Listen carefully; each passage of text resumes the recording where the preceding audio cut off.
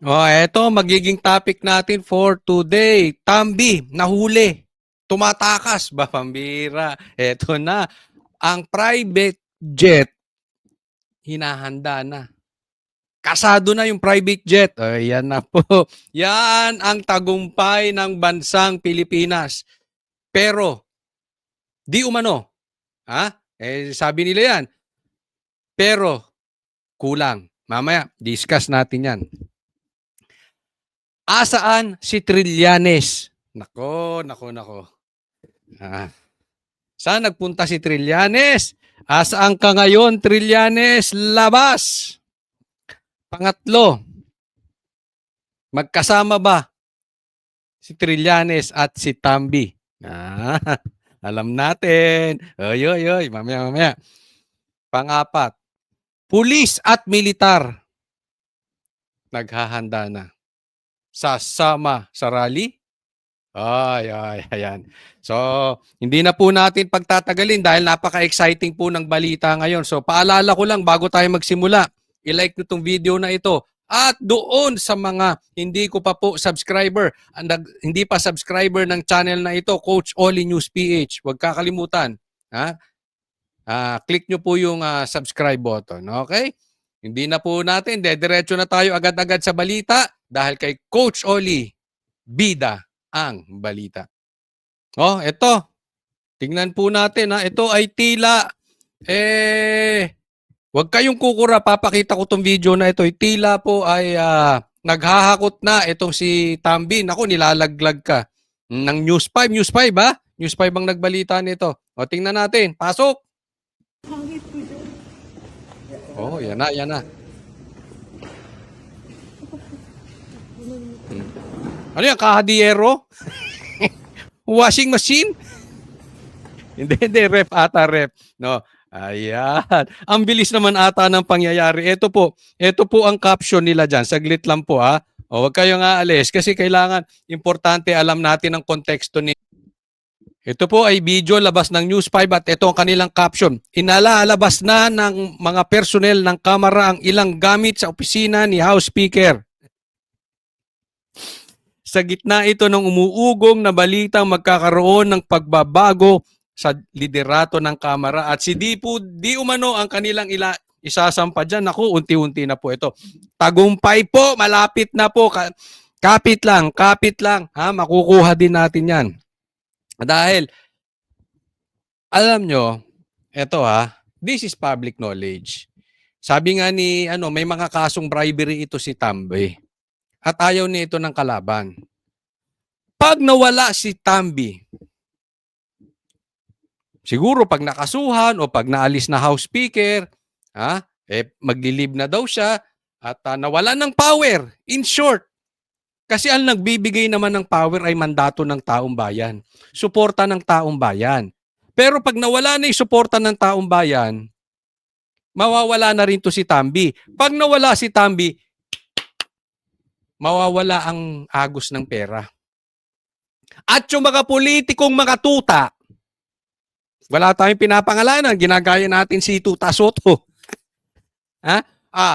Yung mga politikong tuta na mukhang pera, kakalas na yan. Nakikiramdam na yan. Magsisimula po yan, sa mga vloggers. Lilipat na yan. Ilalaglag na si Tambi. Sa katunayan, meron na nga naglalaglag kay Tambi, lumipat na kay BBM. Yung ibang mga BBM, lumilipat na rin sa DDS. Magsisimula yan. Tapos, sunod-sunod na yan yung mga politiko. Okay? Unti-unti lang magtatagumpay yan. At ito ang susunod. Pagkatapos ng lahat, tingnan nyo po ito. Pag ito bumaligtad, tapos na ang boxing. Ito po yung inaantay natin. Ito po, pinost ng bilyonaryo. Tingnan po natin, The administration is panicking. Kitang-kita naman natin, di ba? Explain natin isa-isa. The AFP and PNP are panicking. Bongbong nagpapanik. Militar, pulis nagpapanik. Hindi nila alam kung poprotektahan nila si Marcos o sasama sa mamamayang lalaban sa korupsyon. Puntahan muna natin si Marcos. halata nating nagpapanik kasi gumawa na ng linis pangalan. Ganyan ang leader pagka nagiging Poncio Pilato, naghuhugas kamay. Remember yung flood control projects? Pinagtatanggol niya pa yan. Merong flood control projects na overwhelm lang. Ganyan po magsalita si Bongbong. Pag nagigipit, nagbabago. Ang tayo niyan, ang tayo ni Bongbong Marcos galing sa Viagra. Depende sa sitwasyon. Ngayon, pinaiimbestigahan na yung flood control. Nagtayo pa siya ng ICI. Yung Independent Commission on Infrastructure, yung mag-iimbestiga sa baha. Mamaya i-discuss po din natin yan. Wala ring kwenta yan. Bakit? Mamaya po. Ito muna puntahan. So alam natin nagpapanik, but of course hindi nila aaminin yan. Tingnan yung mga statement ni Claire. Diba? Mina-mind conditioning ang Pinklawan. Na pagka natanggal si Marcos, gusto ni Sara siya ang papalit. Ganun ang datingan. Diba? Hindi exact words, hindi verbatim, pero yun ang datingan. So ibig sabihin, mina-mind condition niya ang Pinklawan na, oy, wag niyo patanggal si Marcos, makontento na kayo kay Tamba. Puntahan natin tong AFP, PNPR panicking. Hindi nila alam kung poprotektahan nila si Marcos o sasama sa mamamayang laban sa korupsyon. Ito po, hindi tayo nagtatawag, baka ng gulo. Sa mapayapa, gayang sabi ni Bongbong Marcos mismo, karapatan natin yan, magpahayag, basta sa mapayapang paraan. One time, nagkaroon po ng meeting ang Banateros together with Tatay Digong. Nung kami nasa Davao. At ito ang exactly tanong ko kay PRRD. PRRD, sa tingin niyo po, Tatay Digong, hanggang kailan ang administrasyong ito? Tingin lang naman, sabi ko. At sa tingin ninyo, kailan matatapos yung mga pang-aabuso nitong mga nagnanakaw ng mga politiko? Ang sagot ni PRRD, doon sa kailan, hindi ko nasasabihin kung kailan. Okay? Yung pangalawang tanong ko na kailan matatapos? Ano magiging dahilan ng pagkatapos nitong pagnanakaw nitong mga ito? Ang sagot ni PRRD, unless gumalaw ang militar, walang mangyayari. So inaantay-antay. Alam natin, yung mga Pilipino, nagka-question. Kailan gagalaw? Sa katunayan, nagpa-interview din si PRRD, inaano niya yung mga militar. Okay, kailan gagalaw yung militar? Diba? At may mga nagsasabi sa akin na ang mga sundalo at pulis ay talagang, kita naman natin sa botohan ang binoto nila, Duterte, di ba? Medyo kampi sila doon sa tama. Dahil mga matitinuri naman ang karamihan ng pulis at sundalo. Ayaw niyan doon sa nilalabag ang konstitusyon, ayaw niyan sa mga magnanakaw, ayaw niyan sa abusado sa gobyerno. Kaya lang, ang sabi sa akin, nag-aantayan. Inaantay ng uniform men na magkaroon talaga ng matinding sigaw. Rally, sigaw ng mga mamayang Pilipino. Ang mamayang Pilipino, ang taong bayan naman, inaantay ang galaw ng militar para sumuporta. So parang chicken and egg ang nangyayari. Hindi malalaman sino bang mauuna, yung militar, yung o paano tayo magkakaroon. Hindi para pabagsakin. Hindi po para pabagsakin. Para managot ang mga managot yung mga magnanakaw. Yung mga nangaabuso sa posisyon, managot. Kasi tungkulin ng ating uniform men na panatilihin na nasusunod ang konstitusyon. Diba? Yan ang trabaho nila dyan, to protect. Hindi lang tayo, kundi pati ang konstitusyon. Kaya lang, habang nag-aantayan ng taong bayan, ang militar, hindi malaman kung sino mauna. Alam nyo kung anong beauty nun? Anong beauty? Kung walang mauna, yung nangyayari ngayon, it's organic. Ang tao, lumalabas ng kusa. Bakit? Dahil grabe na ang pang-aabuso ng mga magnanakaw. Alam mo, may mga kaibigan nga ako na dati may tiwala kay Tambi. Ngayon, galit na galit. Bakit?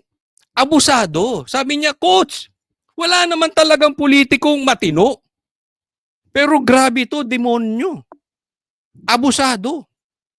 Kaya pati yung mga kakampi niya, unless yung iba na nabibigyan siguro, may kasunduan, kaya hanggang ngayon nakakampi pa rin.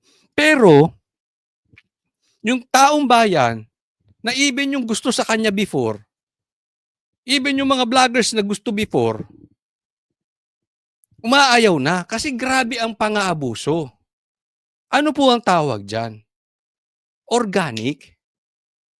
Yung tao, kusang lumalabas, kusang nagsisisigaw sa Facebook, kusang naglalabas sa social media. Lahat po.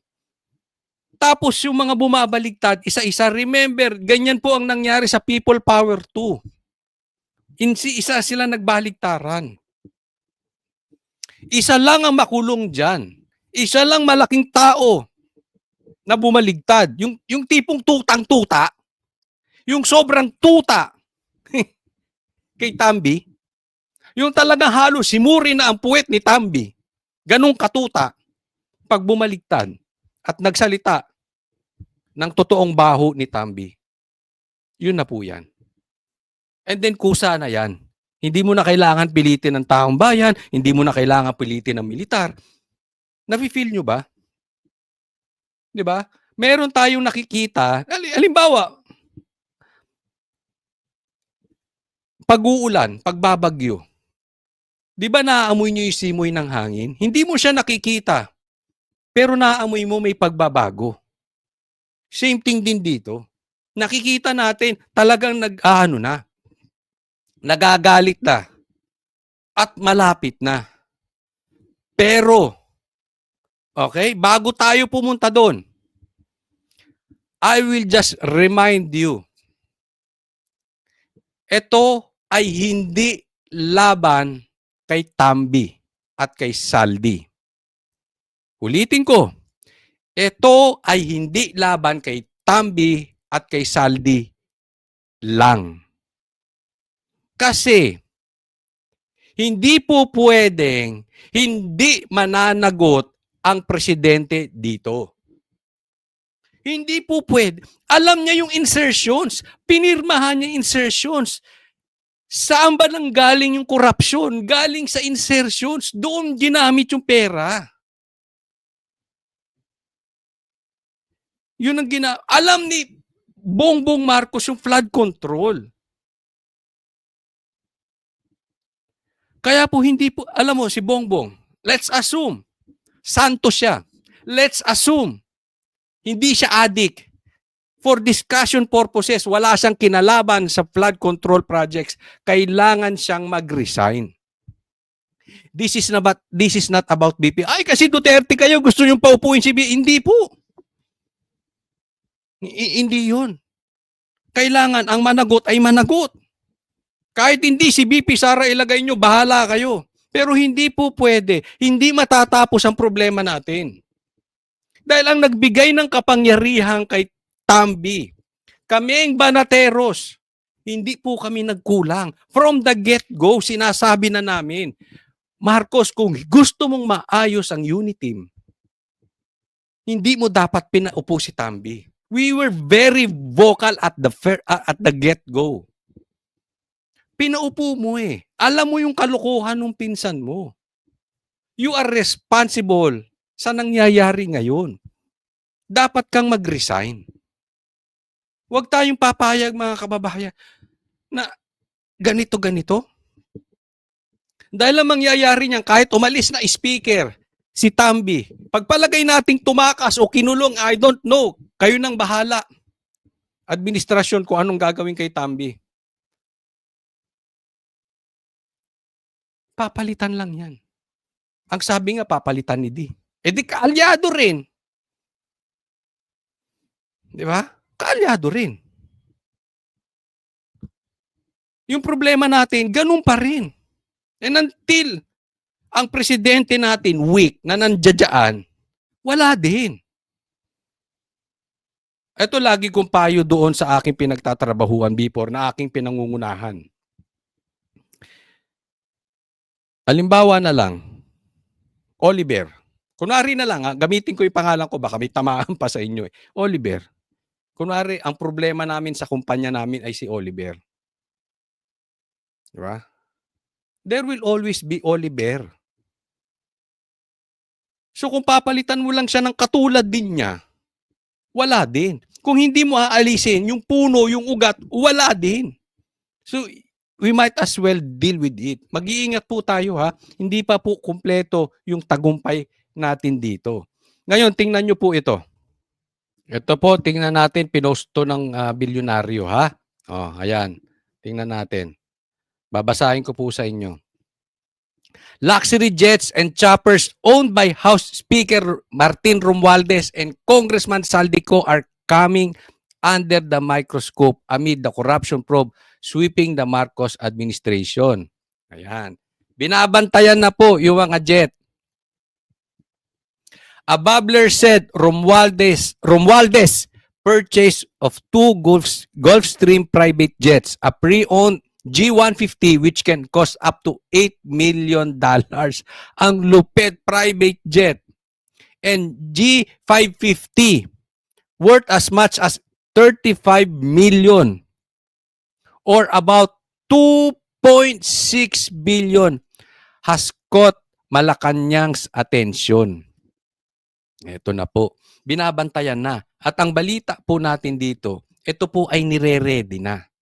Ha?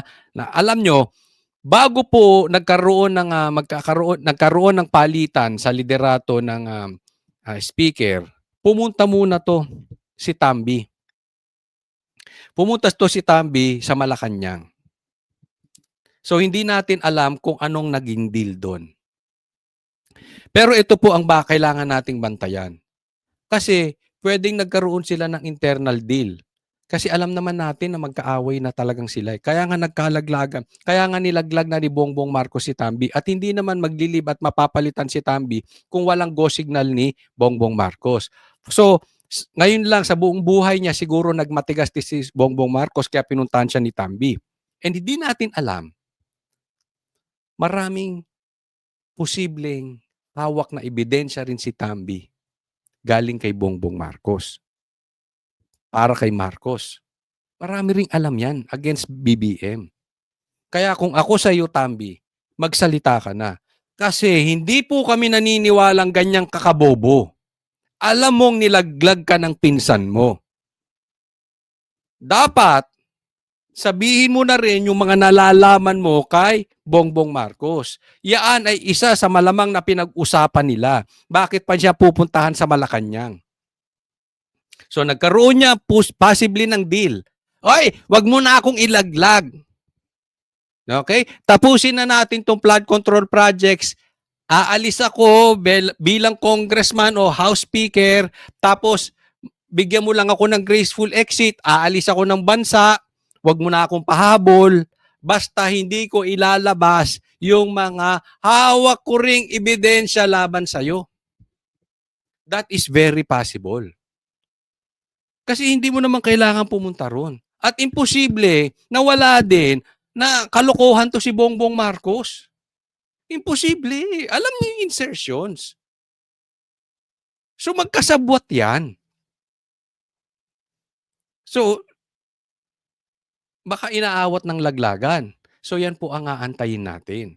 Pero bago po yan, talaga na pong tinitingnan itong mga private jet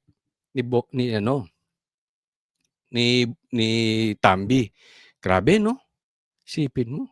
Ang daming Pilipino, halos hindi makakain. Kalahati ng mga Pilipino ay nasa class D pababa. Tapos bibili ka lang ng eroplanong 2.6 billion. Private jet. Pera ng taong bayan. Saan niya kukunin yan? Diba? Pera mo yan. Oy, kayo mga nanonood dito, pera nyo yan. Natutuwa ba kayo sa ganyan? Ba, ewan ko sa inyo. Ha? Oh, ano ba ang negosyo niyo para makabili-biling, 'di ba? Oh, wag na nila itanggi insertions. Kaya nga po ang sinasabi ko dito, little by little, unti-unti na po silang bumabagsak. Sabi nga ni ano, nagpapanik na. Sabi ni Kiko, nagpapanik na ang Malacanang. Oh, pati ang pulis. Ipagpatuloy po natin. Kung asan man kayo, makapunta kayo sa, kung may rally, mag-rally kayo. Kung wala, isigaw po ni natin. Kasi karapatan ninyo na dapat malaman kung saan napupunta yung matungkol sa baha. Huwag po tayong papaligaw. Kasi, katulad ngayon, asan ka Trillanes? Oh, parehas kayong tatakas ni Tambi? O kasama muna si Saldi ko sa labas? O tinatakasan nyo ang responsibilidad nyo sa taong bayan? Kasi isipin mo to si Trillanes. Asan ka na, Trillanes? Nagpumilit-pumilit kang yabang mo, ang ingay mo. Kakahanap ng 150 million ni BP Sara. Ngayong bilyon-bilyon ang nawawala sa Pilipinas. Tahimik ka? Kung hindi ka naman 1,000, isang tuwa na plastic ipokrito. Di ba? Asang kayo nang maiingaw si BP Sara? Lalong-lalo ka na Trillanes. Ang daming na-expose ngayon. Na-expose dito Pinklawan. Na-expose dito mga komunista. Na-expose dito si Trillanes. Kaiingay nyo ngayon, wala kayong ingay? Hindi nyo man lang banatan? Ang tatapang ninyo nung kay BP Sara, 150 million lang pinag-uusapan? Ngayon bakla kayo? O, asan kayo ngayon? Di ba? Lantarang panluloko yan eh. Magkasama kayo ni Saldi. Natatalikuran ang mga responsibilidad nyo. Na dati kaya yabang nyo, kaya iingay ninyo. Oh. Tingnan ninyo ha, bibigyan ko po kayo ng isang halimbawa na dapat nagfo-focus doon sa major na problema ng Pilipinas, yung current na problema ng Pilipinas, pero ngayon ang tatahimik. Tingnan po ninyo ito. Kung hindi ba naman ipokrito itong mga to. Ha? Basahin ko. Binanatan siya. Sabi nitong si Attorney Reneco, kailangan malaman ng taong bayan saan po ginagamit ang confidential fund at budget ng Vice President. Buti nga, sinagot siya ni Kiko Barsaga. She's a lawyer. Yan ang problema eh. Ang dami na nating bobong lawyer ngayon, ano? Hindi ko malaman kung anong nangyayari sa kanila. Saglit, nawala yung aking Saan ka ba nagpunta? O, dyan ka lang. Saglit, adjust ko lang yung screen ko. Ayan, ano sabi? She's a lawyer, di niya alam anong ibig sabihin ng confidential. Stick to the plan na ba ulit? Iyaan po sila. Kasi ang plano nitong mga ito, together with yung mga komunista, yung mga Pinklawan. Hindi po kita sinasabing komunista ha, pero kung guilty ka, nasa sayo na yun. Okay, sinasabi ko yung mga komunista. Ikaw ba, kaya mong sabihin yung mga komunista ay nanggugulo sa bansang Pilipinas? Sige, kung hindi ka komunista, bahala ka. Baka sabihin, nagre-red tagging tayo eh. Oo. Pero yung mga komunista, yan ang stick to the plan sila. Huwag po kayo maniniwala, niloloko kayo ng mga yan. Yung mga hindi nag-iingay ngayon, tuta yan ni Tambi. Ang habol lang yan, matanggal si BP Sara. Hindi yan para sa taong bayan. Diba sinasabi nila, yung mga DDS, sinasakyan lang yung baho patungkol sa baha. Tanga! Ang tagal na naming sinasabi ang baho sa baha na yan. Matagal na po. Yung baho ni Saldi at ni Tambi, matagal na naming sinisigaw. Yung baho ni Bongbong Marcos, matagal na naming sinisigaw. Kayong mga pinklahon, bago kayong sampa. Ngayon nyo lang sinisitay ang mga yan. Dati galit kayo kay Bongbong, ngayon nga naging kakampi kayo eh. Kaya nga kakamping kayo. Nagkampi-kampihan kayo. Hindi kaming mga DDS ang sumasakay. Kayo mga yellow tards ang sumasakay. Hindi nyo masita-sita sila. Nakipag-alyado pa kayo kay Bongbong Marcos. Tingnan nyo, kinain nyo, tain nyo. Oh, sino sa atin ngayon na walang paninindigan? Sino sa atin ngayon na nakikisawsaw? Kayong nagtutulong-tulong, hindi kailangan ng Duterte ang sawsawan. Madami po kami. And we know you know that. Of course, itatanggi nyo. But we know you know.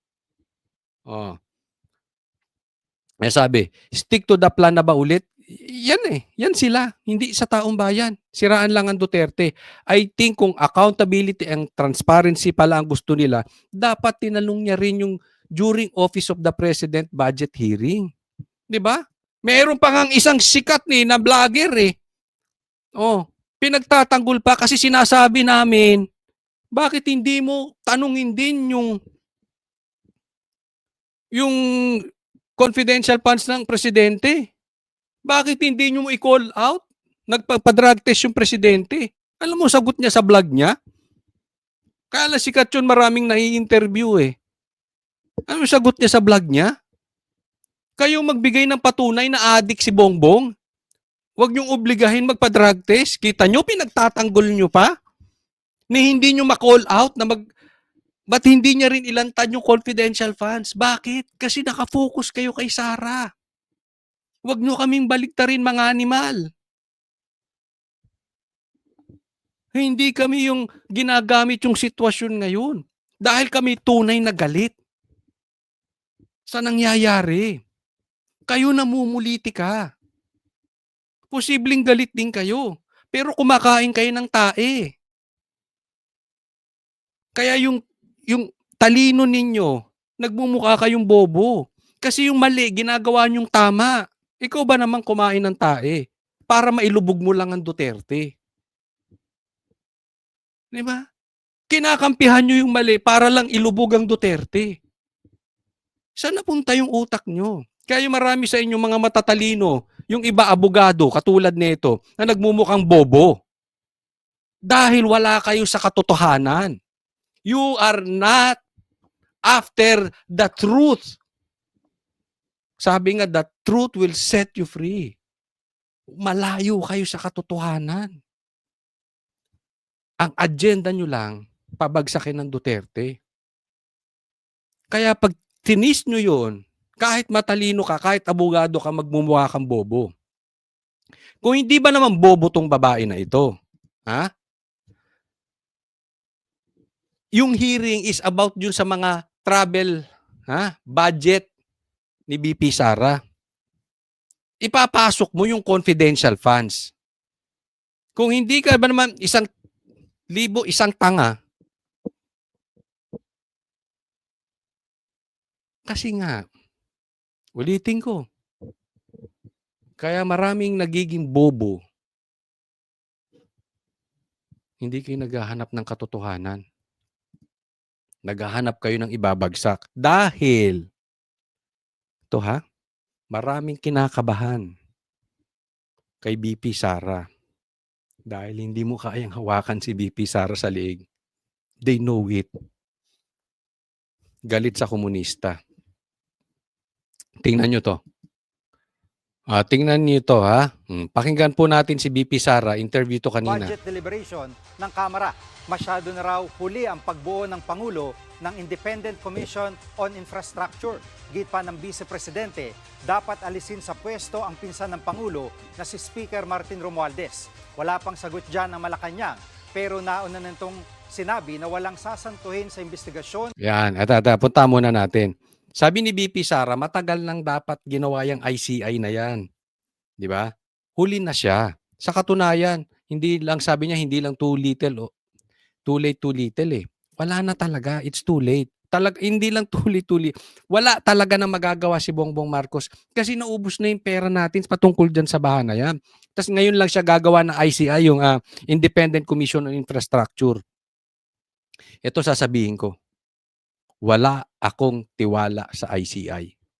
Yang Commission on Infrastructure Independent Commission on Infrastructure, yung mag-iimbestiga ng patungkol diyan sa baha na 'yan. Well, optics lang 'yan. Sinong naglagay ng tao diyan? 'Di ba si Bongbong din? Sa tingin mo iimbestigahan niya mga 'yan si Bongbong? Pangalawa, anong kapangyarihan 'yan? Pwede bang bulatlatin 'yan ng mga 'yan yung bangko nitong mga 'to? Pwede ba nilang pasukin yung kanilang mga pag-aari? Mababaw lang na imbestigasyon ang gagawin niyan. Magtatanong-tanong lang din yan. At siyempre, iiwas din yan kung sino ang naglagay sa'yo doon. Kaya nga sabi ko, nagpapabango lang yan, optics lang yan. Para kunwari si Bongbong ay gustong habulin yung mga masasamang magnanakaw. Pero sa katunayan, kasama siya doon.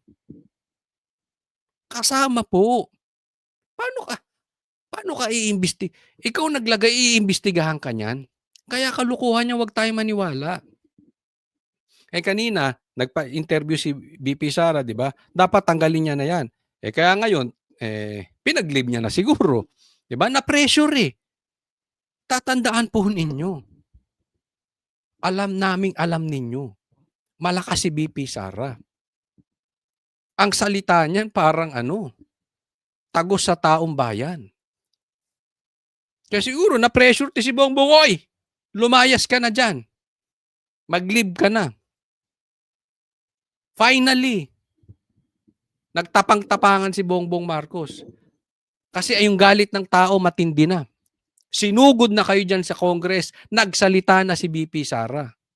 Sasantuhin sa investigasyon kahit ang speaker at mga kaalyado ng administrasyon. Hindi. Tingnan nyo, kahit si speaker, kahit yung mga kaalyado, kulang, Bongbong. Sabihin mo ikaw mismo. Ako mismo, imbestigahan mo. Ganun ang sabihin mo. Lokohan yan. Huwag kayong maniwala dyan sa ICI na yan. Pag ikaw presidente ba, tapos alam mo na kung anong nangyayari. Tapos nakikita mo na based on the budget kung paano binaboy yung pera ng bayan. Mag-aantay ka pa ba ng komisyon o ng Truth Commission o ng kung anong komisyon yan? No, exactly. Ang tagal na alam to ni Bongbong, sa kanya dumadaan, siya ang pumipirma eh. Alam niya yung insertions. Alam ni Bongbong ang nangyayari. Alam mo ang nangyari kay Bongbong? Bibigyan ko kayo ng halimbawa. Parang yung isang lalaking niloloko yung asawa. Para maintindihan nyo. Pilit pang pinagtatakpan yung kalokohan. Kaya lang, nahuli na eh. Nahuli nung asawang nakapatong. Wala nang lusot. Kung hindi nahuli, at kung hindi sumingaw yung baha, at kung hindi nagsingawan yung mga ghost projects, hindi pa aamin yan si Bongbong, pinagtatanggol pa nga niya eh. So sa madaling salita, pinagtatanggol niya na hindi siya nagbababae until nahuli siya ni Lisa, nakapatong na. Example lang po, ganun ang nangyari. Yan po ang punto ni VP Sara. Inantay mong pagkatagal-tagal. Dapat doon, kung talagang seryoso ka at hindi ka talaga ng bababae at hindi ka kasabwat dyan sa ghost projects na yan, tsaka sa baha na yan, una pa lang, kinorek mo na. Hindi, tinago mo until sumingaw. Yan ang punto ni VP Sara. Actionan mo kasi kaagad dapat yan eh. Kung masyado siyang hindi niya alam kung anong gagawin at masyado siyang mabagal Hindi sa hindi niya alam ang gagawin. Ako, diyan sa tingin ko medyo may kulang si VP Sara at mabagal siyang pinigil niyan talaga. Sabi nga ng mga kalalakihan, kung lulusot, lulusot. Eh, hindi na lumusot. Ganyan ang ano, 'di ba? O nahuli ka ng nakapatong, o di yari ka kay Lisa. O ituro mo ngayon si Tambi kasi siya nang bigay ng babae sa akin. Ganyan. Pero sa totoo, magkakapareha sila umi-score. Gets? Eto pa, isang mind conditioning. Tingnan nyo po, isa pang sinungaling to si Claire, di ba? Sabi niya, hindi po nangangamba ang Pangulo sa mga gagawing protesta dahil alam po niya ang mga magpoprotesta rito ay kakampi niya. Again, she was addressing again. Yung mga Pinklawan, yung mga komunista, ina-address niya na kampante sila. Hindi sila nagpapanik. Dahil para palalabasin nila, wala silang kasalanan. Inosente sila. Tapos, syempre, ang binabala nila dyan, pag natanggal si Marcos, ang papalit si Sara. So, pinapalabas na hindi. Yung mga nagpoprotesta kakampi.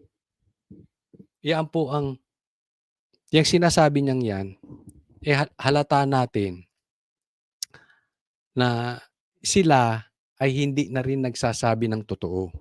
Nagpapanik sila kasi bakit niya kailangang sabihin yan.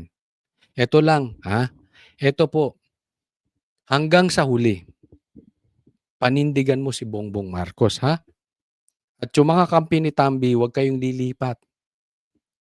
Panindigan nyo si Tambi. Kayong mga makamarcos, huwag kayong lilipat. Panindigan nyo. Ayaw na namin dito ng Trojan horse. Kasi iiwan ninyo. E di dapat dati na kayo nanindigan. Marami namang mga Marcos katulad nila Atty. Vic. Pero matagal nang lumipat. Ngayon magbabaligtara, huwag kang babaligtad, Claire, ha? Mamaya, isa ka pa dyan. Siyempre, babalik din. Pagkatapos niyan, anong trabaho niyan? Di vlogger. Pagka-abogado pa. Di ba? Di wala din siya. Isa-isa kayo. Hindi po inosente ang presidente. Sa tingin mo, kakampi niya yung mga nagrarally? Hindi. Huwag mo i-mind condition yung mga komunista tsaka mga Pinklawan. Kayo naman mga Pinklawan, wag din naman kayong uto-uto. Diba? Pag alam nyo, mali, mali. Regardless kung makikinabang ang Duterte o tatamaan ng Duterte, hindi po yun ang issue. Ang issue dito, yung problema. Pagpatuloy po natin ang ating pagbabantay at marami po mag-aayari within 24 hours. No? So, ang sigaw lang natin dito sa gobyerno, kung seryoso kayong ayusin talaga ito, huwag niyong patakasin si Tambi. Pag yan nakapunta sa ibang bansa, may dala-dala of course na pera yan. Pag nakaalis ng bansa yan, paano siya mananagot sa mga ginawa niya dito? Diba? Ang galing-galing nyo magbantay nung kay PRRD, kay Pastor Kibuloy, tapos ngayon matatakasan. Huwag po tayong maniniwala pag nakaalis si Saldi. Hindi po yan nakaalis. Hindi, pinaalis yan. Pinatakas. Alam yan ni Bongbong Marcos. May confidential funds ka, di ba? May intel funds kayo. Gamitin ninyo sa tama. Bantayan nyo, sabi nyo, binabantayan nyo yung private jets. Magkakaalaman ngayon. Okay? So, subaybay lang po. Huwag pong kakalimutan na mag-like sa video na ito, sa vlog na ito. At sa mga hindi ko pa po subscriber, muli po, nagpapaalala lang, konting lambing, mag-subscribe po. Maraming salamat po sa panunood. God bless everyone.